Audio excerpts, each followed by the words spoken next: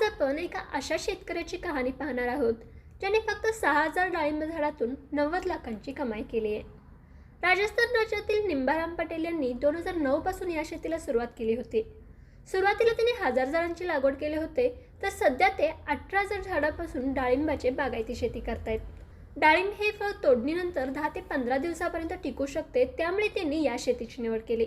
डाळिंब शेतीबद्दल ते माहिती देताना सांगतात की डाळिंबासाठी कोरडे व उष्ण हवामान, 50 डिग्री सेल्सिअस तापमान आणि मध्यम ते हलकी काळी वाळवंटी अशी जमीन उपयुक्त असते।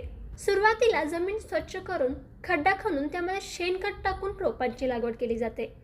यासाठी त्यांनी रोपांमधील अंतर 13 फूट आणि 2 ओळींमधील अंतर 10 फूट ठेवलेत। शक्यतो फेब्रुवारी ते एप्रिल दरम्यान डाळिंबाची लागवड केली जाते।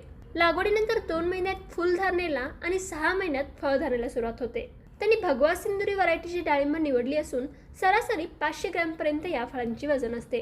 पावसाळ्यात डाळिंबाच्या झाडांना जास्त पाण्याची गरज नसून उन्हाळ्यात दिवसाआड पाणी दिले जाते।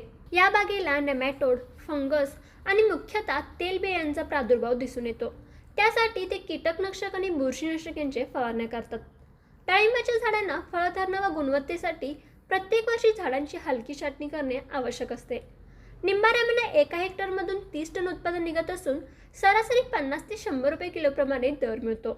एका हेक्टरला 3 ते 3.5 लाखांचा खर्च होतो। त्यांना 6,000 झाडांना 35 लाखापर्यंत खर्च झाला असून यामधून 90 लाखांची कमाई झाल्याचं ते सांगतात। खत पाण्याचं योग्य व्यवस्थापन करून डाळिंबाची शेती केल्यास 15 वर्षापर्यंत हे बाग टिकू शकतं, असं निंबाराम यांचं मत आहे। तर शेतकरी मित्रांनो, तुम्हाला डाळिंबाच्या शेतीबद्दलची ही माहिती कशी वाटली हे कमेंट करून कळवा व अशाच प्रकारच्या व्हिडिओज पाहण्यासाठी कृषी मंत्र यूट्यूब चॅनलला सबस्क्राईब करा। त्याचबरोबर फेसबुक आणि इन्स्टा पेजला फॉलो करा।